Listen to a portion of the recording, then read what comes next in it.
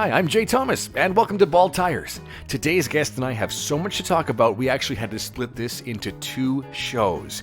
Brad Marshall joins me to talk about his amazing career with the Saskatoon Police Service and what that means when it comes to driving a police car. Some incredible stories there.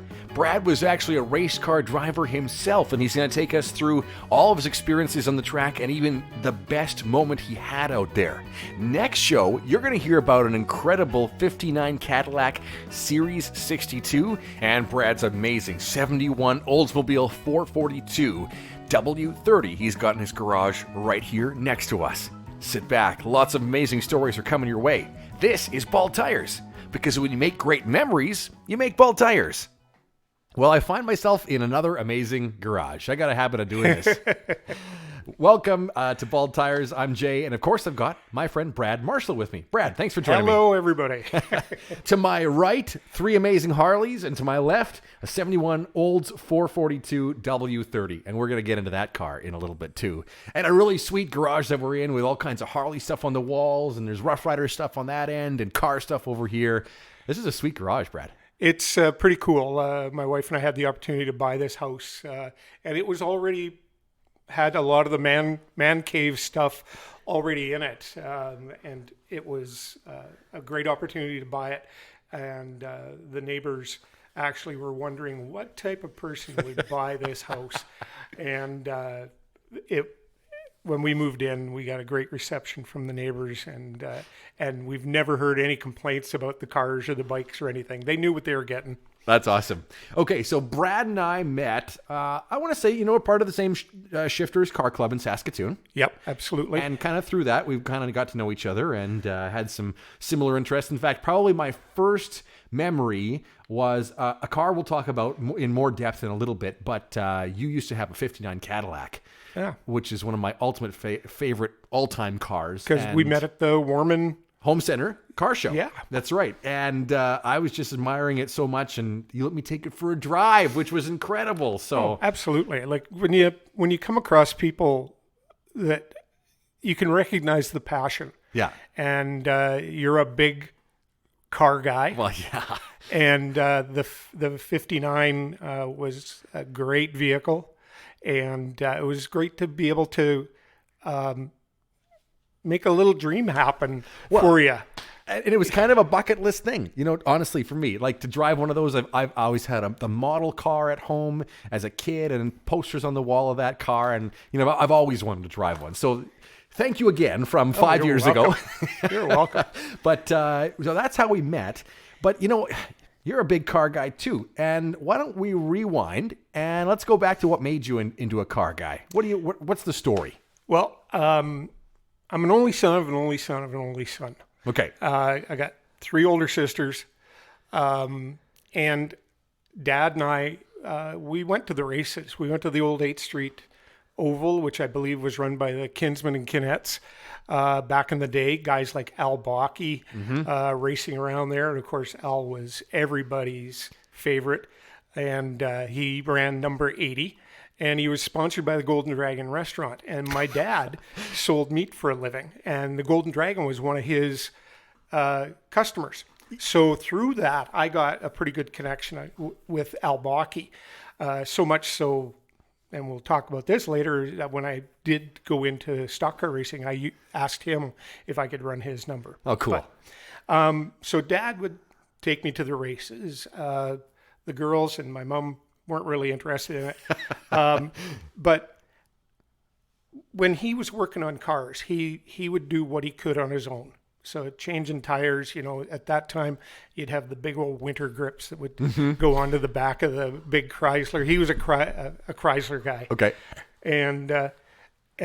But as soon as I was old enough to be able to recognize and hand him the correct wrench or whatever it was that he wanted, I was under the car with him, changing oil, checking things out, changing fan belts, changing tires, pretty rudimentary stuff, but that was a really great thing to have happen. I feel kind of bad in a sort of way for today's kids because most modern cars, You can't do a lot of work on them. No. You know, there are some things you can do, like swap the winter tires, for example. Yep. But, you know, there's some, you know, small stuff, change the spark plugs, maybe, you know, Yep. maybe. Sometimes it's too complicated for that even. Exactly. You know, and I think people probably of your dad's generation were of that generation that you really never took your car to a dealership, or you were almost ashamed to. It was the corner gas station that was like a block and a half or 2 blocks away. Okay, yeah. Right? And that's where you went. That was your trusted auto service expert. But I think like a lot of guys in that generation, they took pride in doing it themselves. Yeah. They were almost a little embarrassed to have to take it to a mechanic because they maybe it was beyond their scope. And that's, you know, certainly a thing for everybody at some point. But that was, you know, that generation of guys and gals, it was working on your own car.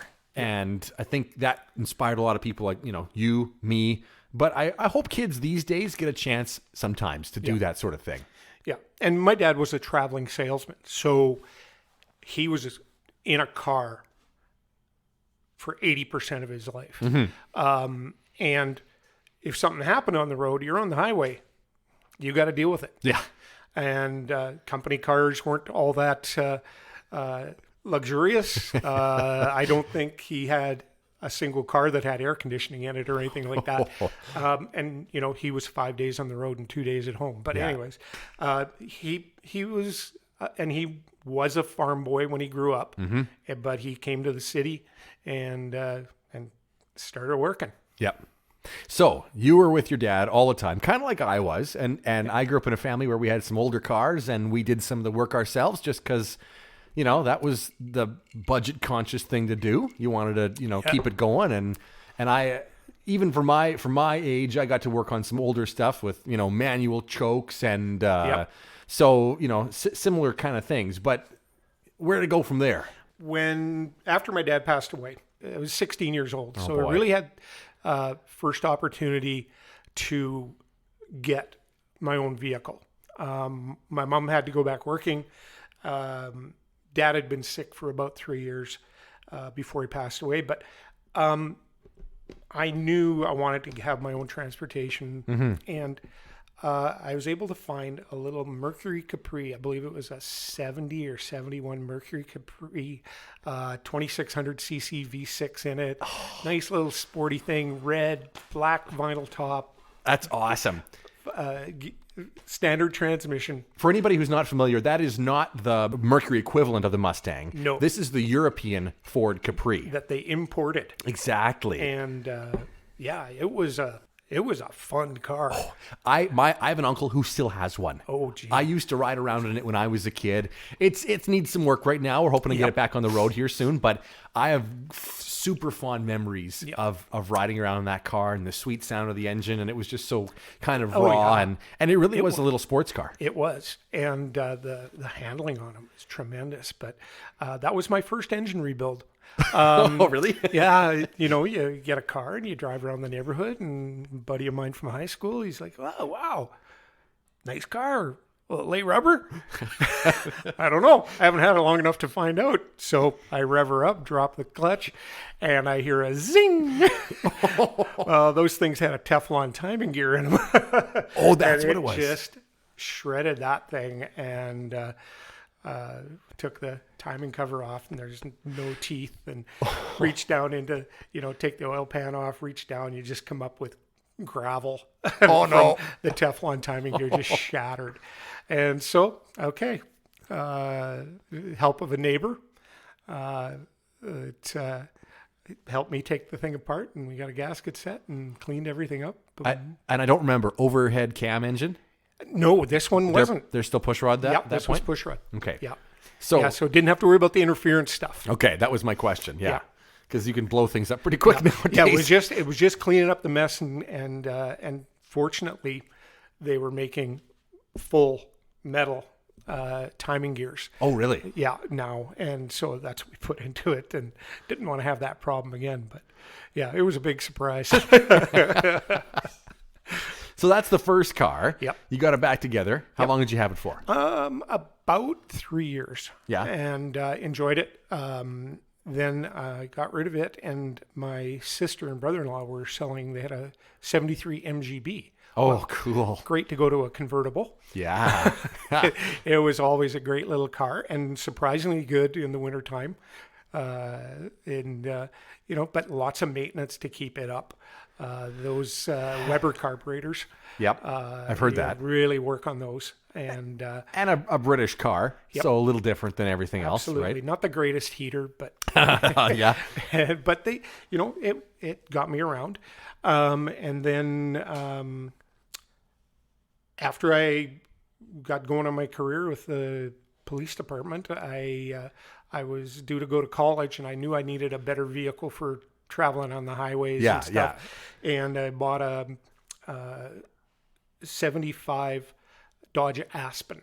Okay. Yep. From dealership on the used lot, and those things had the all electronic ignition they were just starting with, and it was garbage. And I had to have that changed out, and a guy down in Regina helped me with that. Then after that, I decided, after finishing police college, and now I've got a career. Yeah.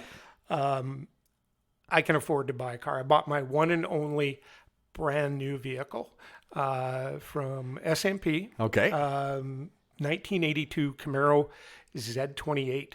So that was the first year where they went to that wedge style. They really worked on drag coefficients and stuff. I went in and rolled it right off of the showroom floor. Really? Got the most loaded up one I could. Did they have T-roofs at that This point? one didn't. Nope. Okay. Nope. And I remember the final sale price tax in $14,680. That's pretty big money for them. It was, 1982. You could buy a lot of cars for $5,000 or $6,000 still. Yeah. Mm-hmm. And certainly decent cars for in the 8s or 10s. Oh, so. yeah, like an 81 Z28 on the lot there. I was waffling between the 81 and the 82. Okay. And sometimes I think I should have gone with the 81 because those had the 350. Okay. The 82 had the 305. Uh-huh. But it was $10,000 Uh-huh. for the 81. Mm-hmm. And you're going, And then you go, I want new. I got to have one new Yeah. car in my life. Yeah. So I had that car for 14 years. Really? Yeah. What color? It was called Dark Metallic Goldwing. It's kind of a metallic brown. Okay, yeah. And then it had the 3-tone gold striping on the very bottom through the Z28 badging and everything. Sweet. And a gold velour type interior. Wasn't wealthy enough to go for any leather. They didn't have any. I don't think they even had leather at that point. Yeah, no. they may not have, but it was that wasn't something I was going for. And that car was fantastic. And we put a lot of miles on it, and Tracy had it after we were married. She drove it for a couple of years. Yeah. And again, another car that did surprisingly well in the winter. Really? Yeah, we'd put winter tires and wheels on it, and these have gone away now. Goodyear doesn't make them anymore, but the F32s Okay. was basically called the ice radial.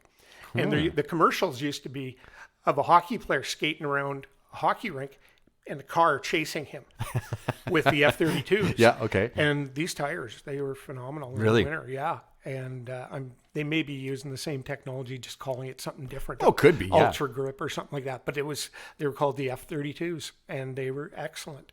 And but yeah, that was a fun car. But we started to have family, needed another vehicle. Then started getting into bought a full size K5 Jimmy. Oh, yeah.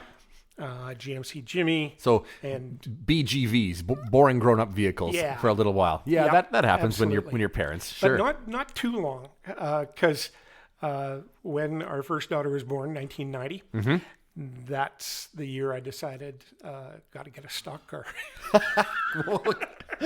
Oh yeah, That's good. My wife was thrilled. That's great. Okay, first thing I got to ask you, that Camaro. Yep. Did the dash crack? Yes. Because I think they all did. Yep.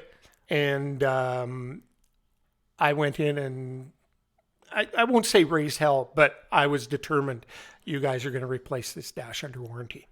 Still, it cracked still under warranty. Yep. They cracked that quick. I didn't even realize it was that quick. Oh, yeah.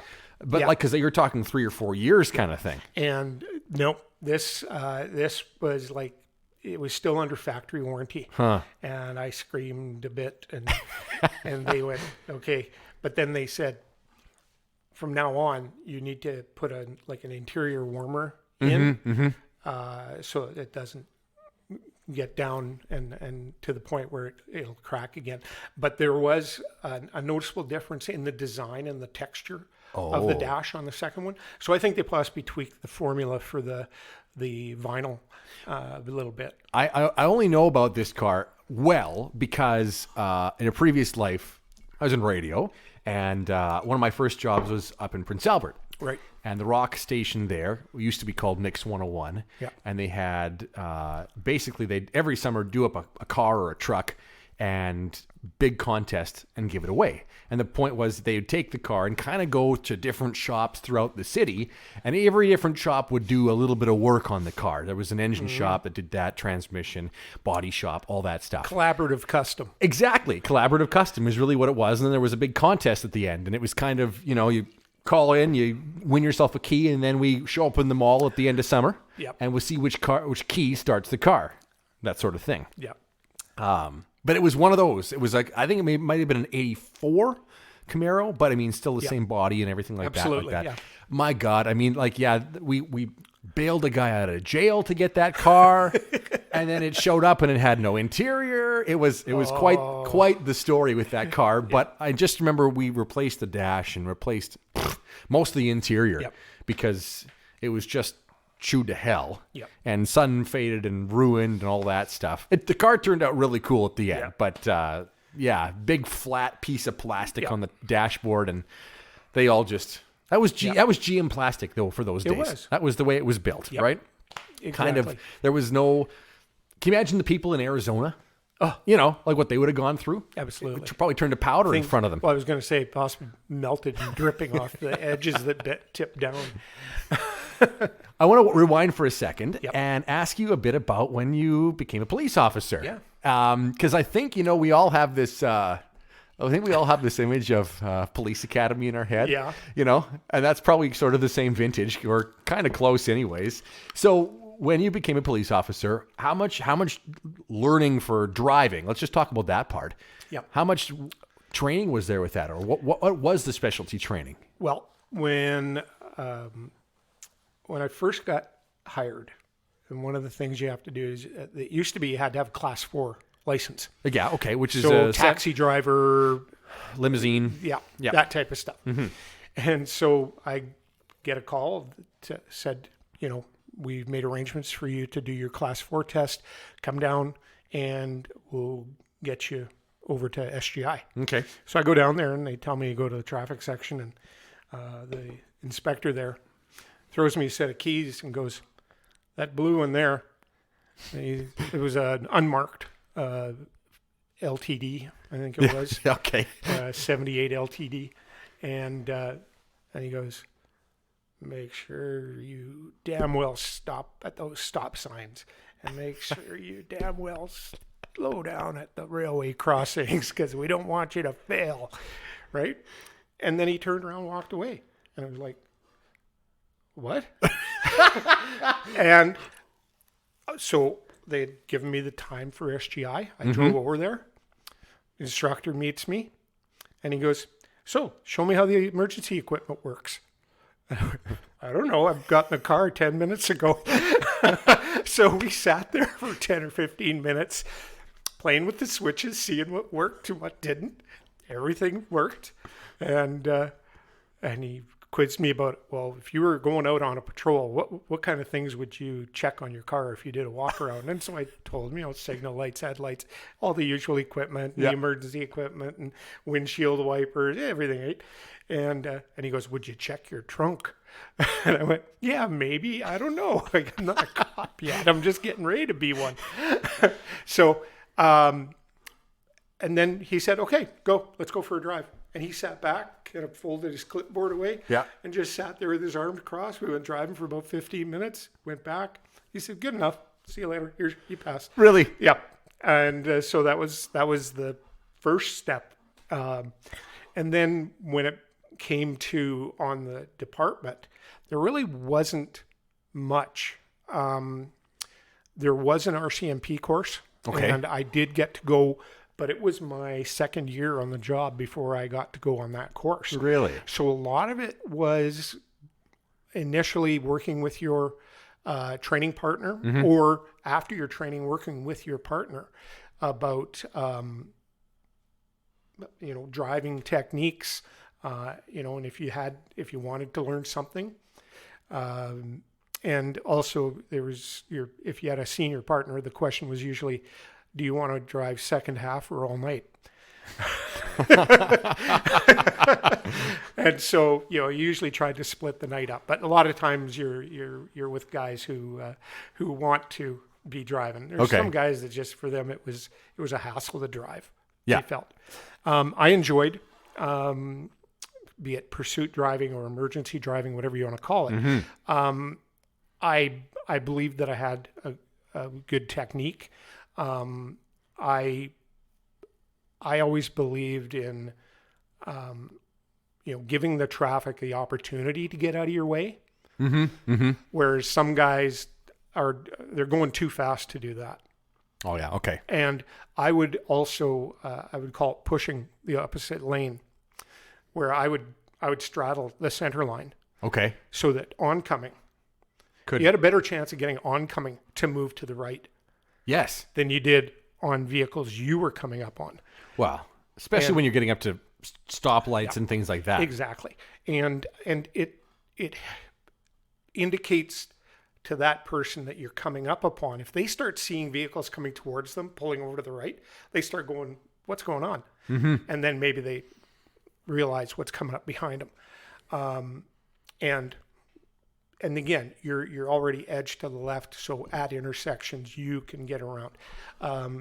But eventually the police department did develop its own training course and sent guys away for training and very good instruction. And there have been various locations throughout the city. I believe they use the exhibition grounds right now. Well, they do. And I can say that because not probably... You can hear them. You can hear them. But about 3 years ago, when I was still working for the media, I got a chance. They had a kind of a media day at their training grounds, and they had a media day they were emphasizing distracted driving was their big thing. And so Tyler McMurchie from SGI was there, and all kinds of officers and everything like that. And sort of each of the media people kind of got a chance to go into a police car, drive it around the course. And the idea was to prove that, what would happen. It's not all that easy. It's not all that easy. Yep. Except they didn't use mine because Tyler was like, well, that didn't turn out the way we wanted it to because I did pretty good. Well, no, and that's just showing you've got a driver's attitude.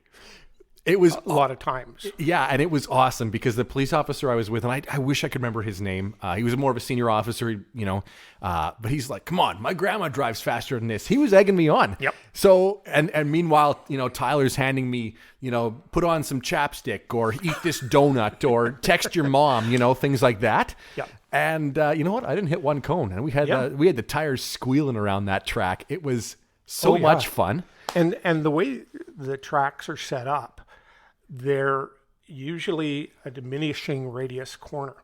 So it puts more strain on the car because you have to continually tighten up your turn. I noticed that.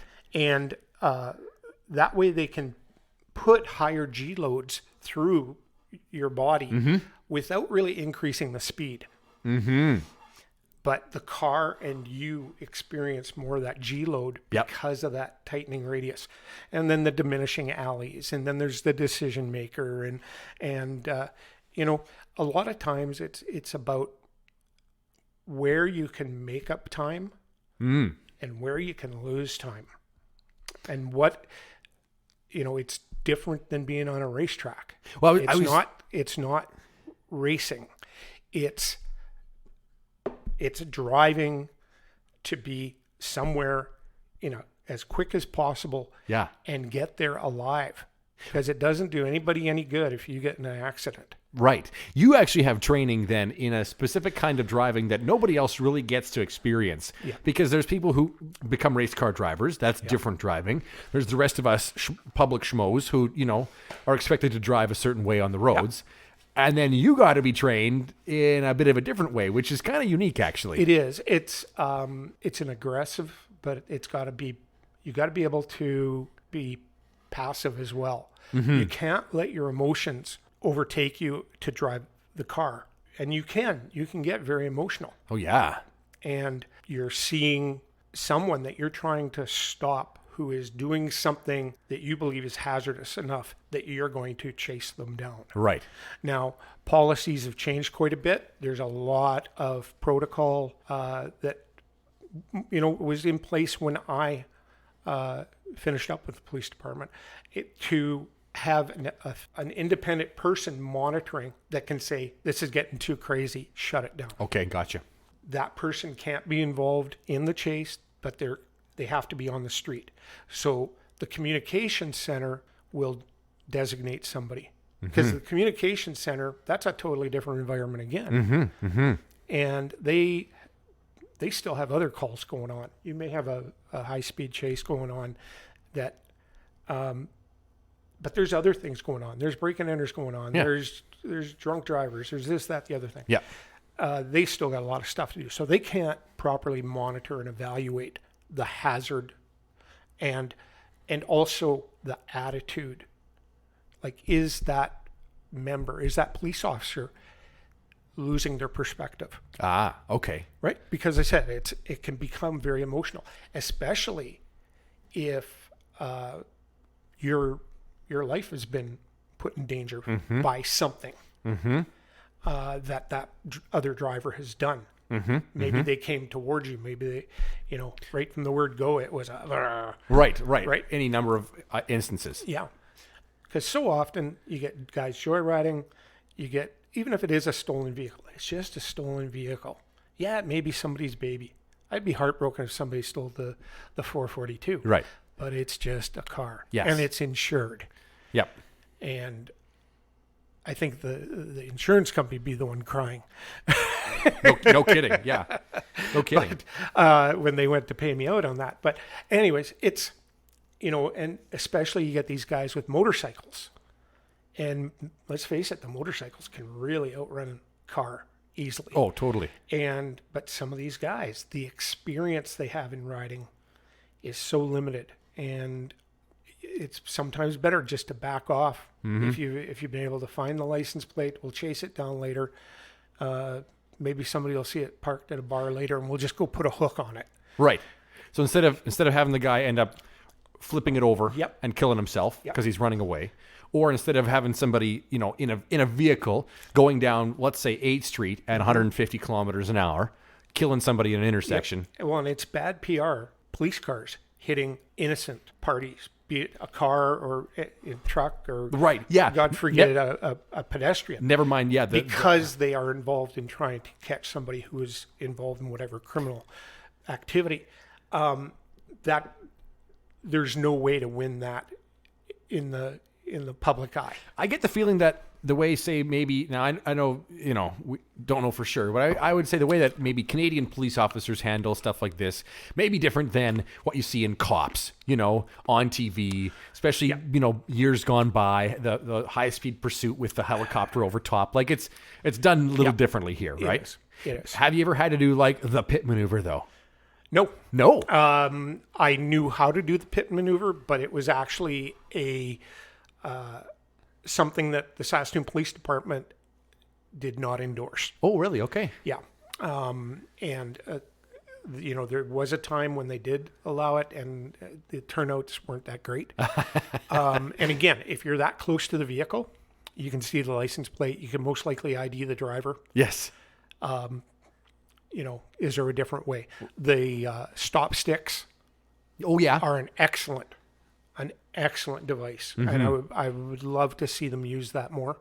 But now you're getting into run flat tires. Uh-huh. A lot of the cars are coming from the factory, run flat tires. Yeah, so Blow them out, doesn't matter, I right? saw an article. They're good, a couple of years. They figured there'll be cars being sold that have the no air tires. Have you seen those? Yes, I have. So those stop sticks will become obsolete for the majority of cars eventually. Yeah. But they are an excellent tool when they're used properly.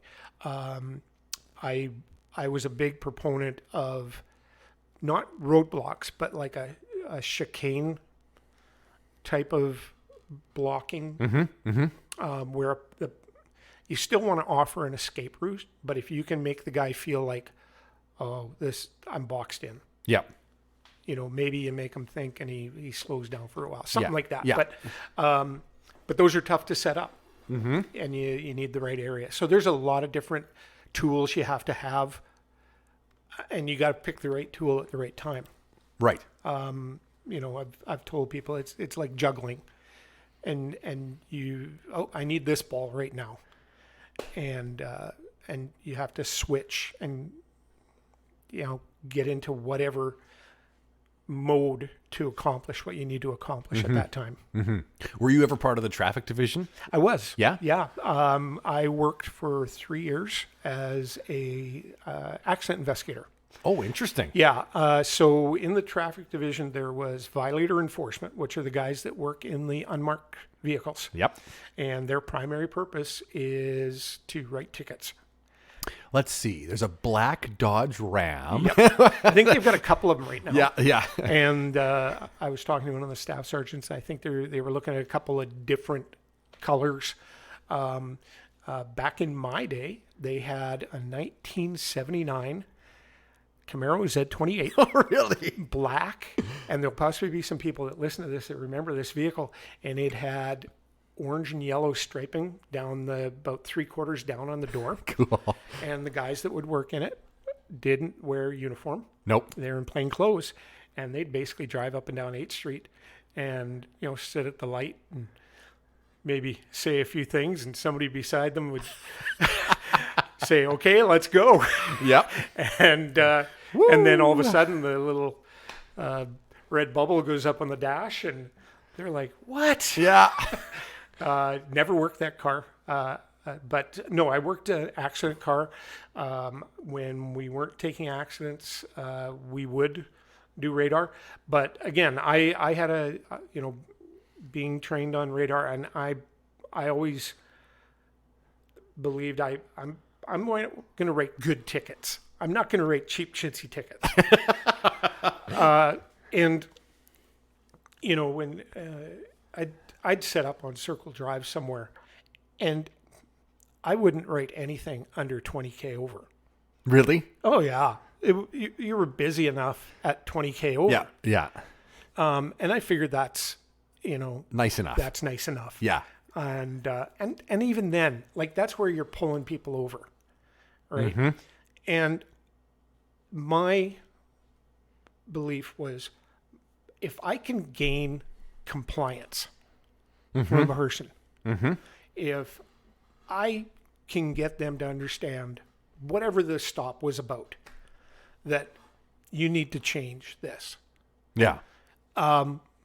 And then there's times when, as soon as you decide to go after the person, they're getting a ticket. Mm-hmm. So it depends on your view and your assessment of that situation right at the time. But one of the things I would always do is I didn't just sit with the radar out. Yeah. I would sit and I would watch the traffic. And if I saw somebody that I thought was traveling faster than the speed limit, then I would confirm that with the radar unit.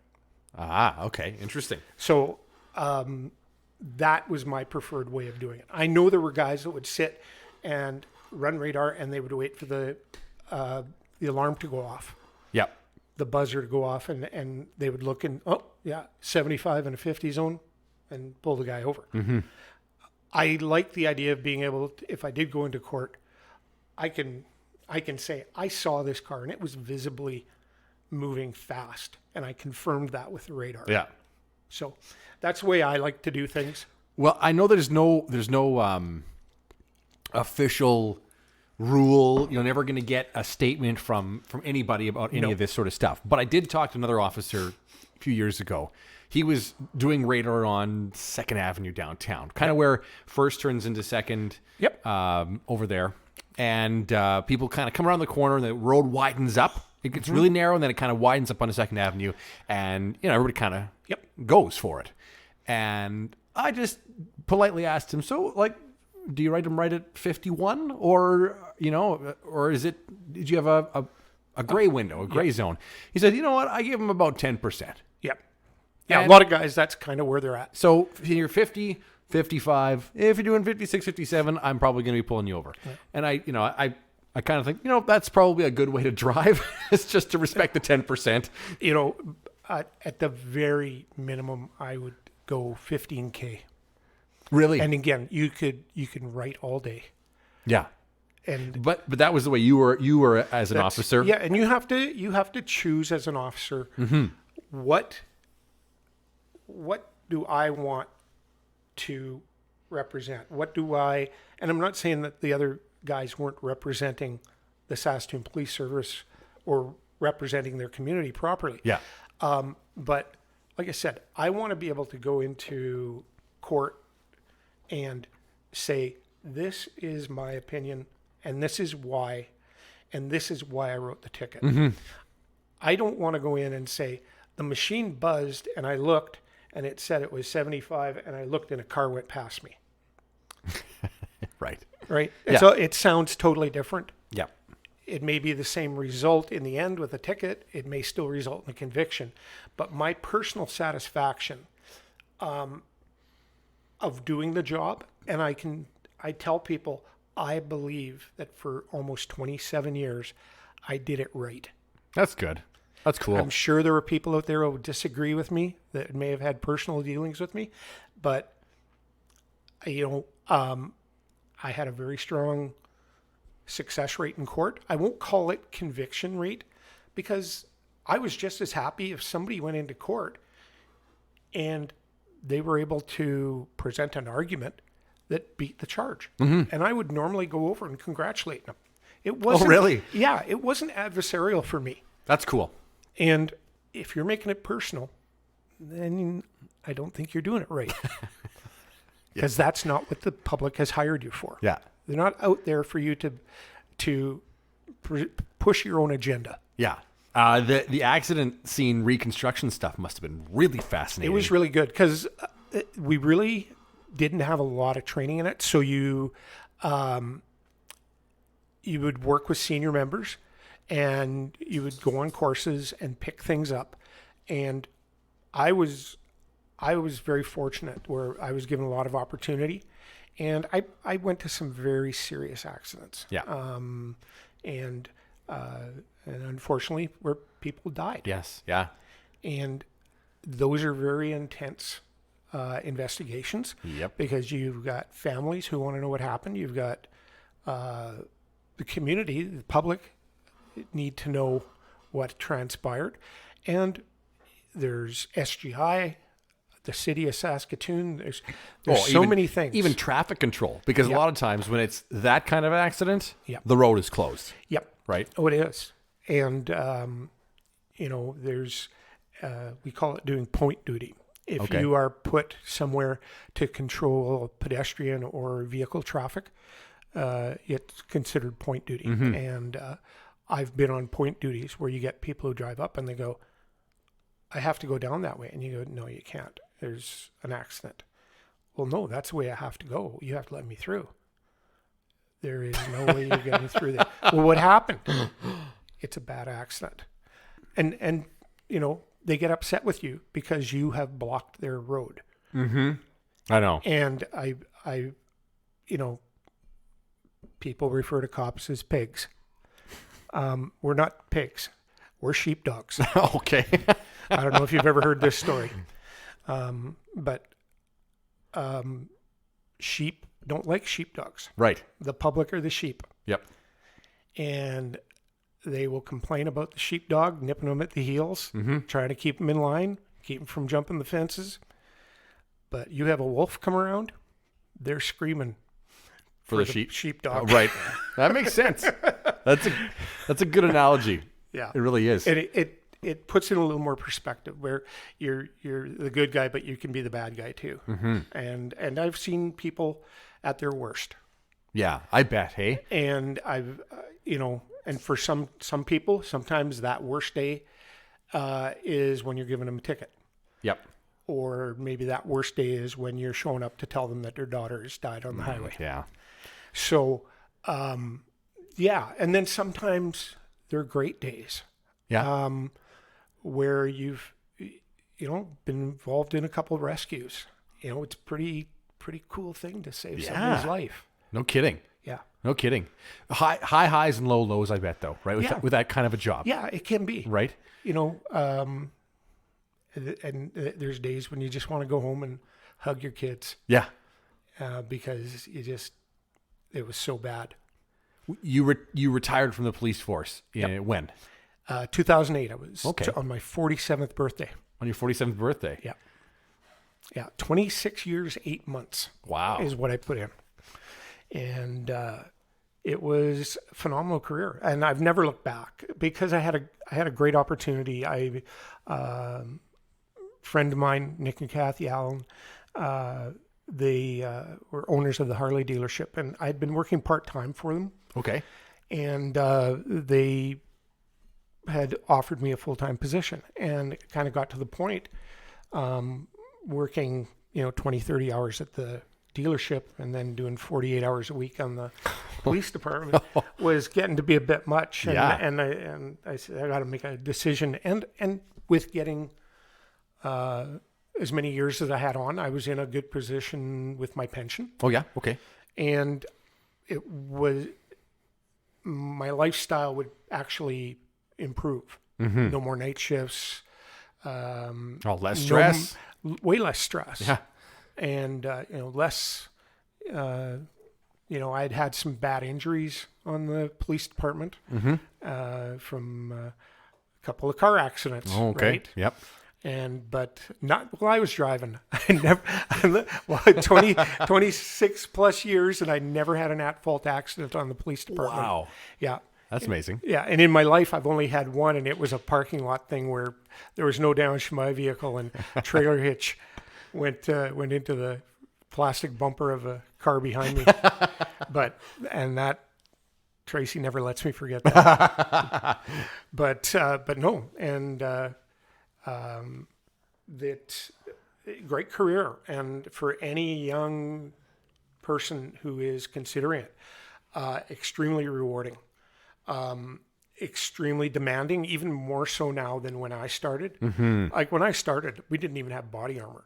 Yeah, right. On your belt, you carried, you were issued your Smith & Wesson six shooter. Say that 5 times. And you had 12 extra bullets, and you had a flashlight. There was no nightstick, no baton. Oh, really? If you were lucky, you got a radio.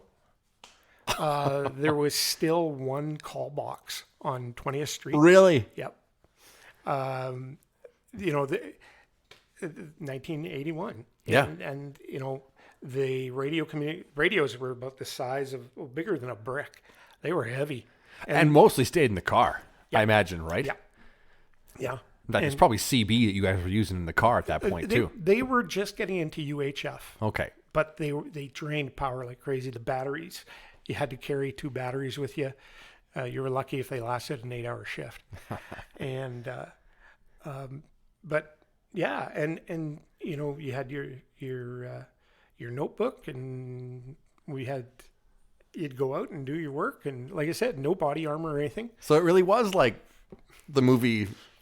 It was Police Academy. It was pretty basic stuff. Yeah. And some of the older guys who'd been on, when I started, some of them had already been on 30, some closing in 35, maybe 40 years. Mm-hmm.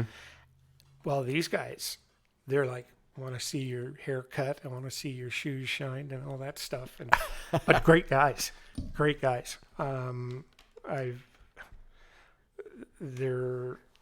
I miss so many of those guys so much. Yeah.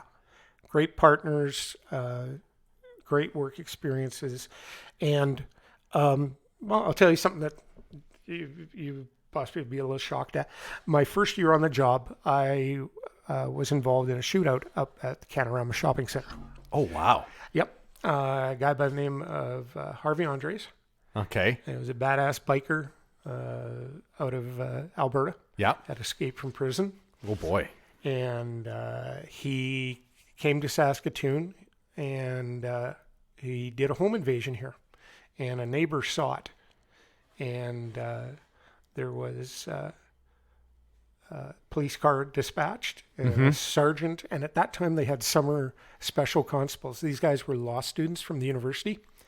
And they would ride around with a senior member just as a summer job. And very minimal training, so they weren't issued guns or anything like that. But they had a full uniform on. And so any bad guys didn't, they're not looking to see if you got a gun. You got a uniform on. You're a cop. Yep. And so they go up to the door, bang on the door, and all of a sudden there's a shot rings out, and they dive off the steps, and the sergeant runs back to the patrol car, and the summer special, he runs around the side of the house and goes to the backyard area. And I think he was attempting to get under the deck, hide under the deck or around that area. Yeah. And by that time, the bad guy is running to the back of the house and fires a shot through the patio door. Yeah. And hits that summer student in the upper arm area. Oh, boy. And he drops to the ground, and this guy takes off. Well, my partner and I, we were involved in doing prisoner transport at that time. So we had a load of guys in the back of the car, and we hear about this shooting starting, and we're basically where you're talking about the guy running radar, 2nd Avenue coming up to the Diamond intersection. Yeah. So we scooted up there, and the guy driving, I won't use his name, but he was a great guy, very funny. He had a little bit of a stutter. Okay. And we're going through the Diamond intersection. We're driving a 78 Dodge 1-ton, 13-passenger van, right? So there's him and me in the front, 11 guys in the back from all the arrests overnight that we're taking up to the correctional. Okay. And as we hit the railroad tracks, and you know how many sets of railroad tracks there are at the Diamond intersection. Yeah. And it kind of dog legs to the right. Yep. As we hit each set of railroad tracks, the van jumps over about half a lane to the left. So he's got it right to the floor. Oh, he's got his foot in the carburetor. Yeah. And it keeps bouncing over. And he's trying to steer this thing to get the dog leg to go up Ormond Road. And he thinks we're not going to make it. And out of his mouth comes, look out, Newt, we're going for the rhubarb.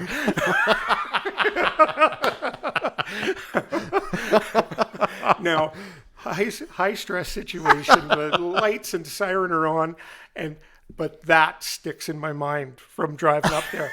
And I'm just killing myself laughing. Oh, my God. And we get there, and we parked, I think it's a Freshco now, but it used to be an OK Economy. And so Assiniboine Drive, and we heard at that time that this guy, the bad guy, had jumped a fence and was running in the back door of the dry cleaner at the Canorama Mall. Yeah.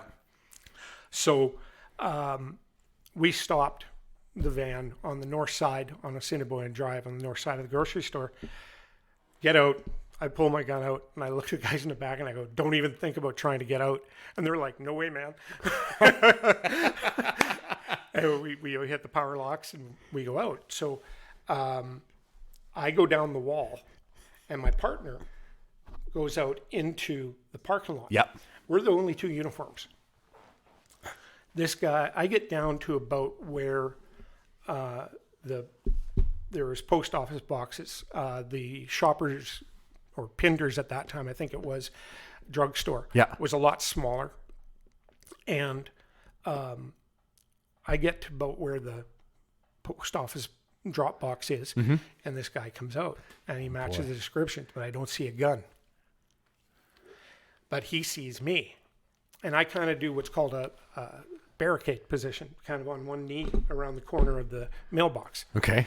And he reaches up, pulls his sweater up, and pulls out this big gun. And we found out later it was 45 single action. Boy. Yeah, old Western type gun. And so I'm yelling at him, and he's bringing it towards me. And I saw out of the corner of my eye one of our unmarked cars drive by. Okay. And that member, from a seated position in his car with a snub nose revolver, like a 2-inch barrel revolver, empties his gun into this guy. Oh. And I watched this guy dance around as he's getting shot, and he's still got the gun in his hand. And I'm like, okay. So in this thing, I didn't get a shot off. Things happen so quick, and yeah. without seeing him until he had that thing out. But then I ran up to help this member, who now gets out of his car, to wrestle this guy to the ground, and I handcuffed him. And he's full of holes? 6 shots. Oh my gosh. First shot hit him in the hand, broke his thumb, and traveled up to his elbow. Oh my goodness. 1 round missed, and he got hit in the body 3 times, and then he had the leather holster under this wool sweater. Yeah. We found pristine copper jacketed bullet laying on the roadway. It didn't even penetrate the leather holster. Oh wow. So he just had 3 minor abdominal and this one in his hand. But that first shot we figured saved everybody's life. Yeah. The gun was half cocked. He was in the process of cocking the gun, and being half cocked, he couldn't, with his thumb broken, he couldn't pull the hammer back any further, and when he pulled the trigger, it wouldn't drop the hammer. Right, because it was already halfway there. It was half cocked. Yep. It had to be fully cocked before the trigger would drop. Would go. Yep. Wild situation. Oh my goodness. And and that's kind of if you want to call it a defining moment, where you go, can I really do this job? Yeah. And you go, yeah. And I know of guys that have come onto the job, and after 6 months, a year, 2 years, where they go, I can't do this. And you got to admire them for being able to say, I'm going to move on from this. I agree, because you'd rather have somebody say, I'm not cut out for this. This isn't my gig. Because you're really dealing with public security and so many crucial things. There's a lot of things going on. It's not like you're selling cars or you're, I don't know, pick any other very, easygoing job. This is people's lives depend on it, right? There are those times. Yeah. Like in that situation, for example, right? Yeah. Wow. And there are some guys that I worked with. They're so phenomenal. Like these guys, flat out brave. Some of the most amazing guys, canine officers. Oh, yeah. Canine officers, the work they do. And always admired them. Always admired them. That's cool. Yeah. So if we switch gears for a second. Yeah, absolutely. Let's talk about your racing career. Yes. So. Extremely unspectacular. No, it was, everybody's got their childhood dreams that they, if I have the chance to fulfill this, I would do it. Be it jumping out of a plane with a parachute, be it going down the rapids in a barrel, whatever you want to do. Right. I had always wanted to try stock car racing, oval track racing. And the opportunity came up. I'm almost 10 years on the police department. I'm in my wage is very good. My wife and I are doing great. We have 1 baby daughter, and I found a old street stock that I got for $1,500. Turnkey engine, Buick 350 V8 in it. Yeah. It was an old beat up car, but it had everything you needed to get started. Yep. And I'm like, well, this is great. I can have a race car team. But then you forget about things you got to buy. Like, You got to get an approved helmet. You got to get an approved fire suit. You got to have approved gloves. You know, Well, and then all the safety equipment. You go through tires nonstop, right? Yep, exactly. And you need a trailer. Mm-hmm. And as I said, Al Baki was one of my big influences. I contacted him and he allowed me to use his number, and he loaned me a trailer that he had. Really? Which was fantastic. And we went out and, you know, of course, for the first while you run around at the back of the pack. But it was a thrill. It was fun. You know, and there are three kinds of people that support racers. Okay. There's people who have businesses and they actually feel this is a worthwhile commercial endeavor, right? This advertising works for me. Yeah. And I've always said that stock car racing is the crudest form of subliminal advertising in the world, right? Yeah. You get 20 cars driving past you at 80 miles an hour. Yeah. And what's written on the side? Yeah. One little blur. Yeah. And we had some friends that owned some businesses, and we're at, there used to be at McKercher and 8, a restaurant that was called Sawyer's. Okay. And it's now, I believe, Thomas Cook. And that's even gone now, and it's a wine shop. But yes. Okay. So my wife had worked there before we got married. The owner was really generous to us. When we did get married, he loaned us his Ferrari 308 as a wedding car. Oh, cool. Yeah. And let us have it for the weekend. Awesome. Not just the day. And we're sitting around.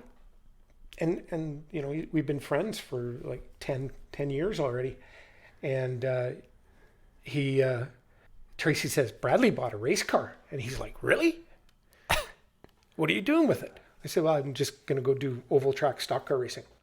I'll give you $500. Put the name of the restaurant on the side. I'm like, what? Really? I hadn't even asked. And so we hand painted on the side of the car. Awesome. And, you know, and it started like that. And then people see you. And yes, if you have a personality that people get along with and stuff, people come up and go, I want to support you. I think it's great what you're doing. That's cool. And so all of a sudden we started having some success and just getting some advertisers, you know, and we'd have guys coming up to us that've been out there for a while, and they're going, you got Valvoline on your car. How'd you get Valvoline? Oh, I talked to this guy, talked to that guy. This guy talked to their rep, and and I'm getting free oil for the year. Oh, that's cool. Yeah. You know, and when you're talking at that time, $50 a case for racing oil, that makes quite a bit of difference. Yeah.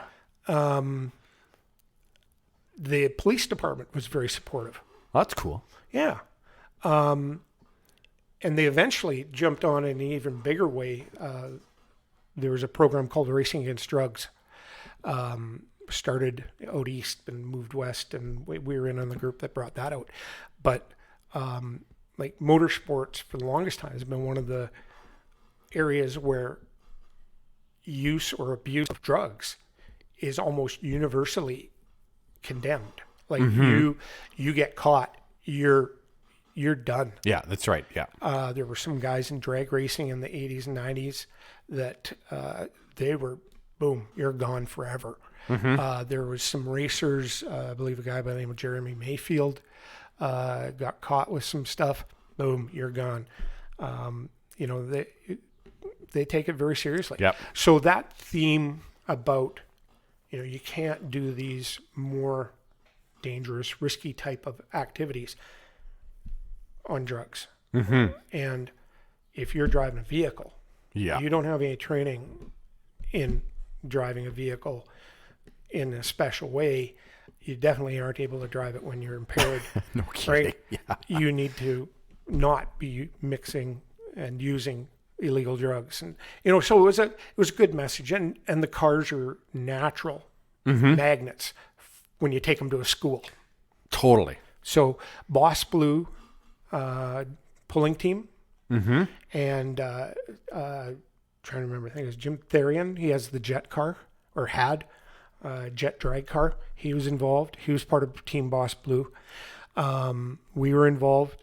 Charlie Curtin had his cast car. Cool. He was involved. So we had a good little group. There was an out of Regina, I think it was, an RCMP officer that had a Duster drag car. And the police department now has a car that goes out and competes in the drags. I think they go out and do the street legals. I want to say it's a Mustang. It was a Caprice. I don't know if they've changed. Oh, but, has or it? you're talking about the RCMP one. No, I guess the Saskatoon Police Service. Saskatoon Police one was a Caprice. Was it a Caprice? Yeah. Oh, okay. Yeah. Because we never had Mustangs. We did have Caprices. And it's a decommissioned police car. Really? Yeah. That's pretty cool. Yep. But anyways, no, the racing was great. And after 3 years, our third year in street stock, we had the opportunity through IGA, which is now Sobeys. We had a connection here in town, and they wanted to get involved. And they said, we know it's going to be either Kellogg's under the cornflakes logo, or it's going to be Maxwell House Coffee, General Mills under the Maxwell House Coffee. And I went, really? Wow. And they're like, yeah. And they said, but we're going to want a lot of promotional stuff. And so it ended up being Maxwell House. And it was fantastic. Like, we did uniforms. Like, my driver's suit was all embroidered, the like up and down the legs and across the chest, and the team shirts, the hats. They gave us cases and cases, and I don't know if you would ever remember them, but it was a white coffee mug. Yep. And in red, it just said Max. Yep. I was just at a garage sale a week ago. There was 2 of those there. Yep. They gave us cases of those to give out to people. And they also gave us these plush toys. And it was in they had this cartoon character, Coffee Pot. I remember hold that. The mug with Max written on it, that, basically he's going to be pouring himself into the coffee. I remember that. I remember that cartoon in the commercials on TV. Yeah. These things were about 3.5, 4 feet tall. My garage at our old place was 18 feet wide and 40 feet long. This took up a third of our garage. We had these things stacked up, and they wanted us to give 2 away per race meet and 1 at every car show that we did. Oh gosh. Like, it was like 112 of them or something like that. It was ridiculous. That's and we cool. would have people coming up to us. My kid really wants one of those things. Is there any way I can get it? Here you go. Take it. Yeah. And we'd come out at halftime at the races, at the intermission. Yeah. And we would have something set up that somebody would have to, turn up with whatever piece of trivia, or, it was a question that they'd have to wait for to that day. It wasn't just a matter of who was the first to rush down. Yeah. And, but that was a fun thing. And that, from that led to something else. Because, and we'd picked up, like I said, we had Valvoline, we had Winds Extend products. Cool. We had some great local businesses, Sharp Auto Trim and like Cheatham's Pharmacy. Big sponsors. That were really, really good to us. And even my father-in-law sponsored us, and he's a rocket scientist. He really is. He worked for NASA.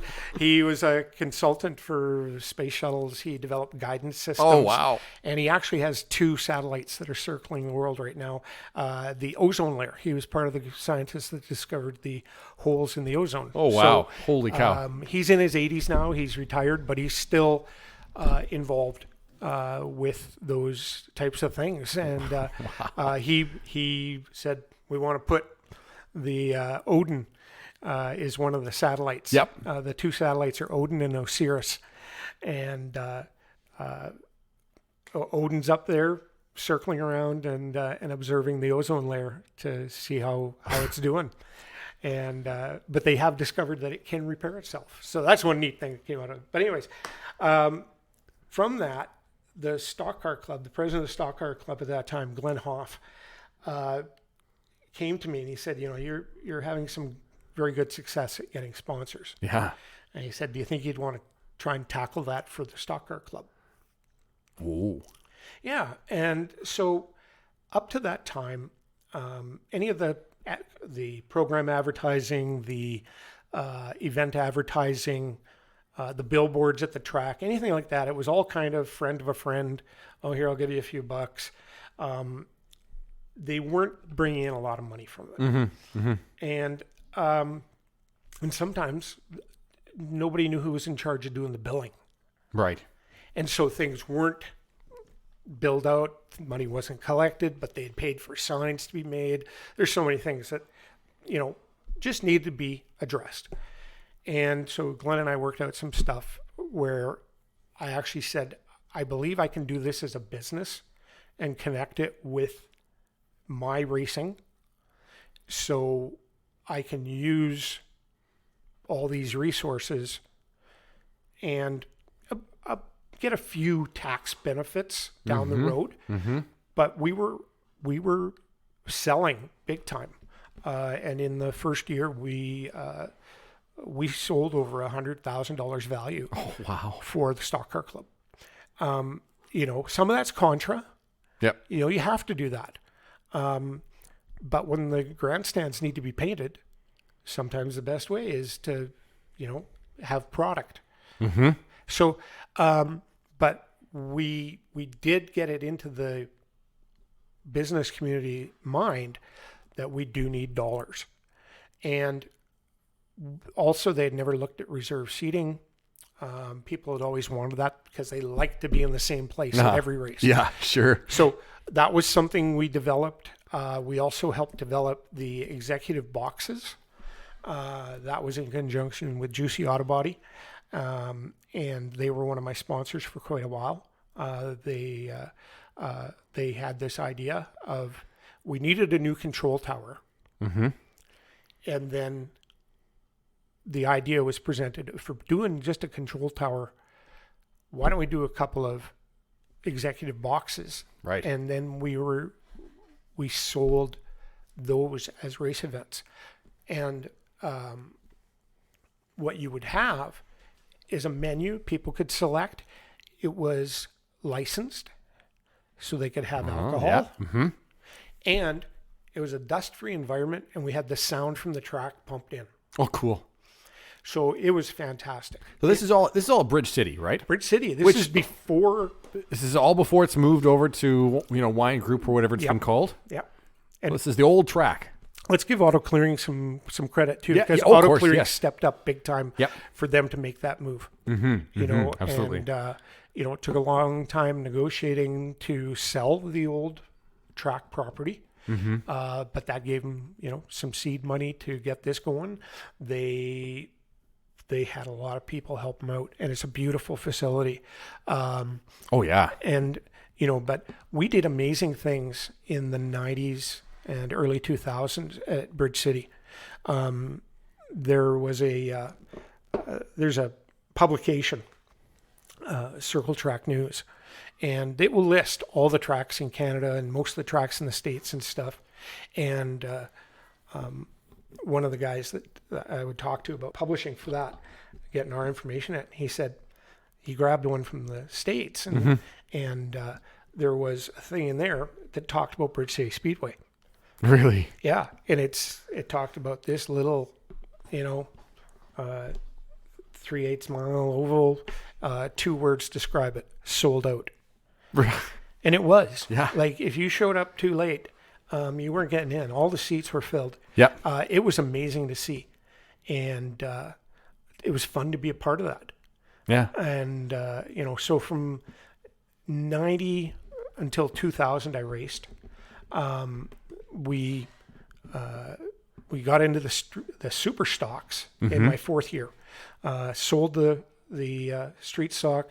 Had an opportunity to buy this Ford late model, and needed some TLC. Okay. And so we did that, and again got great support for it. And there is a certain group of fans. Yep. There's a certain group of sponsors that want to see Ford. Uh-huh. And so we focused on that. You know, I had been driving GM products. I need a tow vehicle. Well, let's go get a Ford. Yep. You know, if we're going to show the blue oval, we're going to do it. Okay. And they're going to see us as somebody committed to doing this. Yeah. And that led to, after a few years, we got a 2-year deal with Ford of Canada and Jubilee Ford. Wow. Under their quality care. So the one picture you see where the car is all red, white, and blue striping and really bright colors on it and stuff, that was the first year of the quality care. And that was also the first year of the Racing Against Drugs program. If you're wondering where that picture is, go to jthomasauto.ca. They'll be up there as well as on Facebook, Instagram, places like that. But you can see what we're talking about right there. Yeah. And so we had, the car was originally a 1981 Thunderbird body. Okay. Yep. And we had raced it for a few years. And when we got that deal, and the rules kind of were loosely followed, but they liked you to have a body style that was no more than 10 years old. So we said, we're going to upgrade, and we upgraded to an 87 Thunderbird body. So a little pointier nose, Yep. a little sleeker back end, a little bigger trunk lid, and very nice car. Now that race car you're talking about was a tube chassis with That's a full race chassis. fiberglass top on it, right? We referred to the car's name was ALF, aluminum, Lexan, and fiberglass is what the outside of it was made of. Yeah. And,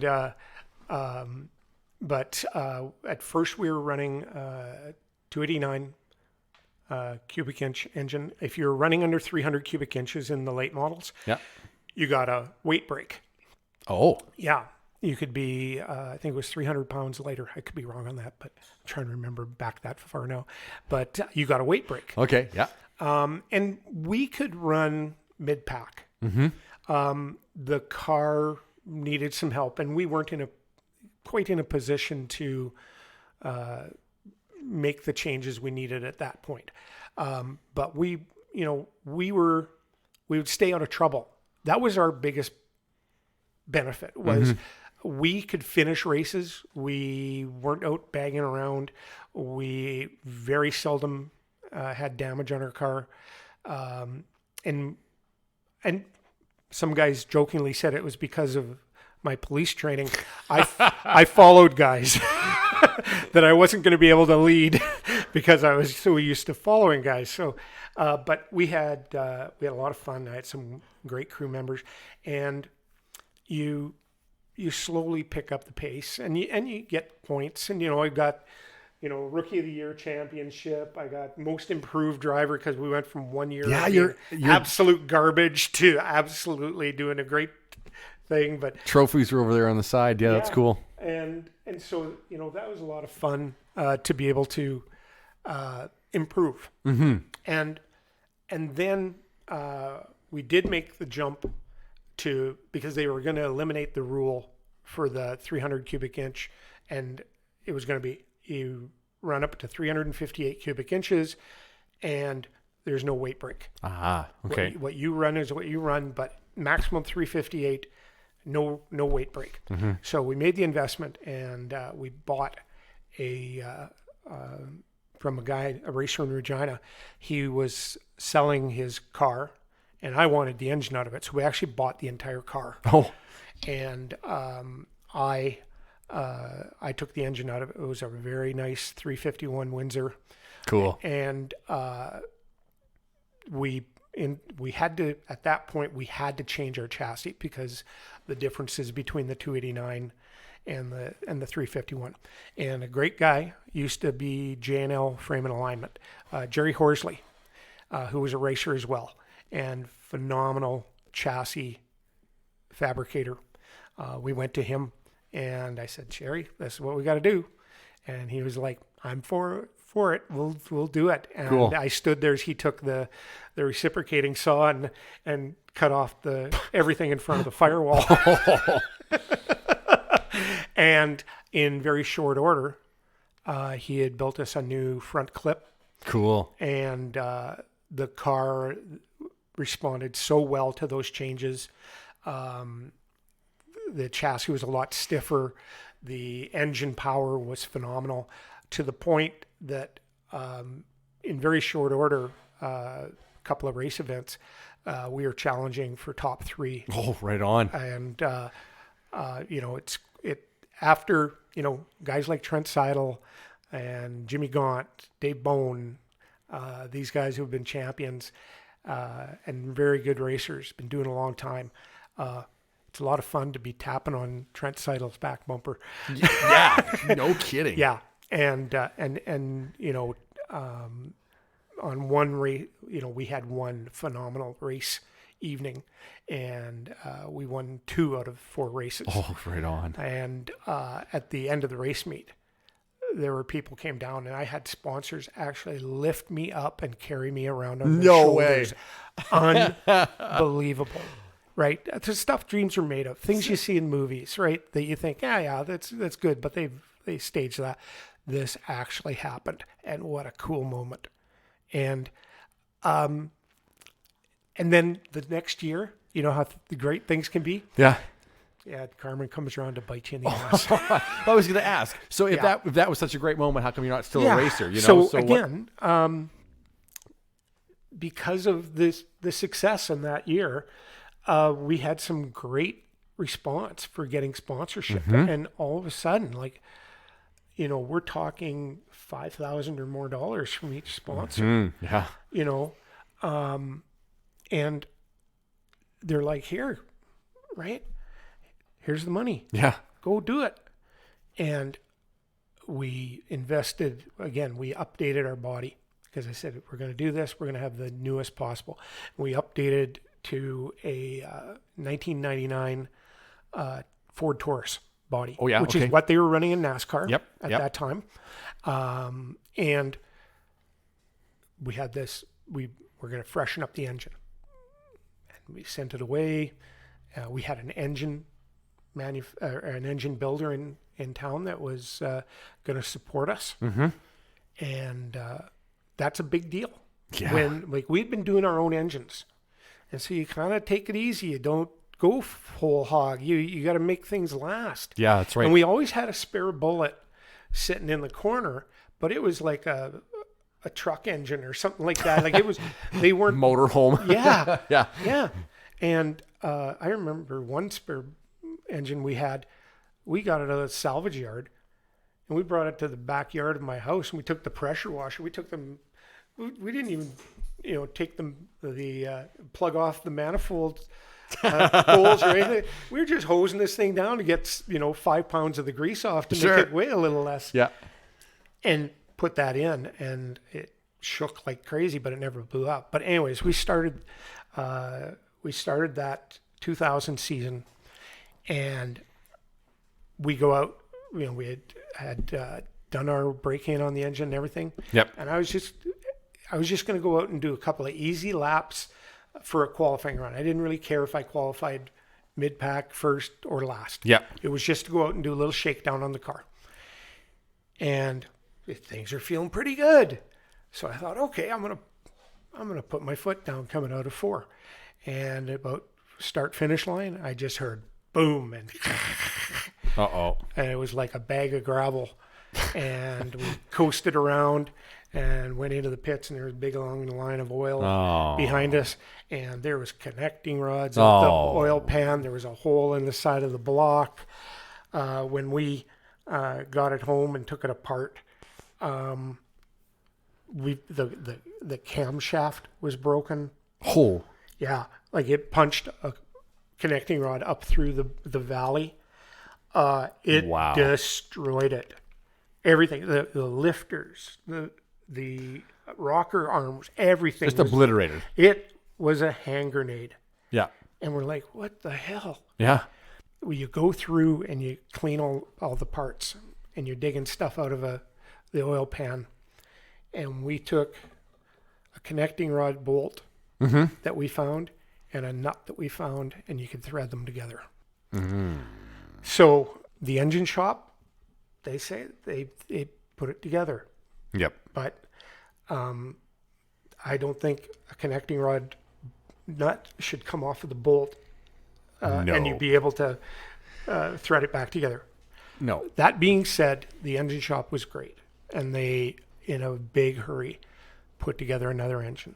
Yep. So it was going to be a little while. I had to call Crane Cams, and because I couldn't find the camshaft we needed on the shelf, and they actually inserted it into the lineup to Production. get it done. And I told them, you buy it a seat on the airplane if you have to. I need that thing. Yeah. And it took a week and a bit. We ran a couple of events with our truck engine. Old engine. And it shook so bad, my vision, you couldn't see going into the corners. Right. But anyways, we just had a really bad year, and whether just bad luck, bad timing, whatever it was, we blew up 5 engines that season. Whoa. Yeah. And that just killed the team. Like, there was nobody even wanted to go to the track because the guys weren't having any fun. If every race you blow an engine, you got to pull that junker and try to shove it into the car in the middle of the race. The race is going on. You're just trying to get back into the race. Yeah. And we couldn't do any touring. We didn't dare go on the road to travel to Calgary or Wetaskiwin, Alberta, or anything like that, because it would just be for naught. And the guys weren't having fun. And it just really hurt the team and financially. It hurt us a bit too. Yep. It's a lot of extra money for engine parts. You know, my deal with the engine shop was they supplied labor, which is a big deal. Yeah. Yeah. And you know, it's, you do what you can. And we, partway through the year, we went back to the sponsors who had really bucked up and give us some good money. Yeah. And we went back to them and went, here's half your money back, because we can't guarantee that we can even make a show. And, you know, I still have sponsors who tell me, if you ever get back into it, call me. I will support you. Oh, that's cool. Yeah. And we did carry on with the Stock Car Club because we were still selling the advertising, the programs, the event seating, the executive boxes. We carried on doing all that stuff until about 2004. And, you know, helped when they did do the new track, the new guy they were bringing along. I gave them all of the contacts, all of my books to help them to carry on those relationships. And they've done a fantastic job. They've improved it so much. What a great facility. Oh, yeah. And you know, it, I have a tough time going there because Really? I still want to race. Yeah. I still want to race. Well, I always want to race. I love going there. Yeah. And you know what? Even my wife likes it. Yeah. You know what? Like she's gotten into the racing. So we'll buy tickets for stuff, you know, pretty often throughout the summer because it's just good fun to go watch. It's exciting racing, and all the classes sort of have something different to offer. There's a different element. Absolutely, right? There's kind of crash and bash. There's that fun, and then there's also the real precision driving and the real strategy behind the top classes in there, you know, the pro stuff. And it's just good fun. And then, of course, at the end of the year, there's the, you know, trailer races and the demolition derby and all that good. The enduro. Yeah. The enduros were crazy. Oh, because it was essentially a run what you brung. And you know what? So I was a kid when I got to go to Bridge City, and I went with a friend lots when it was in its old location. The thing was, there was no walls. Yeah. Right? So the enduro was absolutely laugh out loud, piss your pants, hilarious. Oh. As a kid, I thought that was the funniest thing I'd ever seen. They would fly off, you know, corner 1 or just going into corner 2, roll. There'd be a big, huge rooster of dirt up in the air. And then all of a sudden, out of nowhere, on the back stretch, they come rolling over. They come rolling over, jump onto the track. Like, it was just a barrel of monkeys' laughs, you know? Oh, it was crazy. And people be betting on stuff.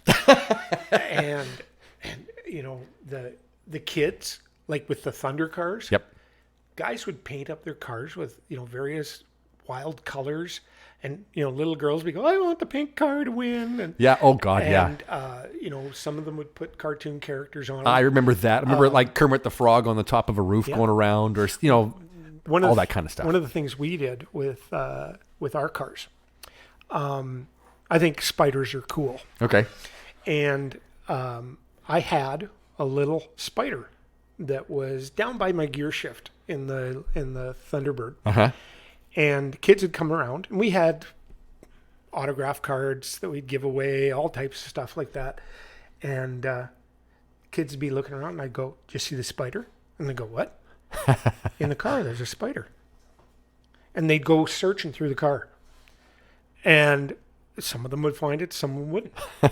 We took that to the point that when we did the Taurus body, we actually asked Sharp Auto Trim, we want you to cut us some spider web patterns. Cool. And we put them on various corners. And, on the roof, down on the fender well, or, different places, just little accents here and there. And we keep telling kids, yeah, that spider's still in there. Look at the webs you leave. And the kids just had a great time. Yeah.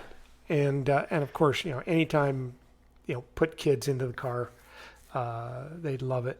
And, it was a great time. That's cool. Yeah. That's cool. You know what, Brad? We've got so much to talk about. Let's save the rest for next time. And thank you for listening to Bald Tires. You're going to hear about Brad's 1971 442 W30, as well as his 59 Cadillac Series 62 in the next episode. Thanks for listening to this one. Subscribe, like, follow along, and you can always find pictures of what we're talking about at jthomasauto.ca. This has been Bald Tires. I'm Jay Thomas.